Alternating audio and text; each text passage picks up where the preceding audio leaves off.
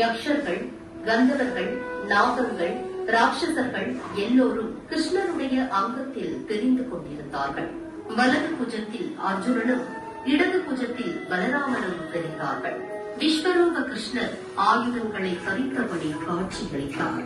சங்கு, சக்கரம், கதை, பத்மம், சாரங்கம், ஹலம், நந்தகம் என்கிற வாள், கேடயம் என்று 8 ஆயுதங்களை தாரணம் செய்திருந்தார். பகவானுடைய இந்த மங்களமான சொரூபத்தை பீஷ்மர், துரோணர், விதுரர், சஞ்சயன் பிரபர் ஆகியோரால் மட்டுமே தரிசனம் செய்ய முடிந்தது. அவருடைய பயங்கரமான பிரகாசத்தால் மற்றவர்களுக்கு கண்கள் பூசின. எதையும் பார்க்க முடியவில்லை. கிருஷ்ணர் தன் விஸ்வரூப தரிசனத்தை பார்க்கும் வகையில் திருதராஷ்டிரனுக்கு கணநேரம் மட்டும் கண் பார்வை அளித்தார்.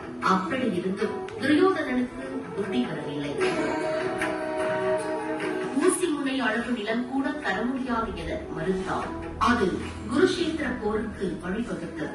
சமாதான தூதுவராக கிருஷ்ணன் அஸ்தினாபுரம் வந்து தன்னால் முடிந்தவரை பெரும் போரை தடுக்க முயற்சித்தார். ஆனால் அவருக்கு தெரியும் போர் வந்தே தீரும் என்று.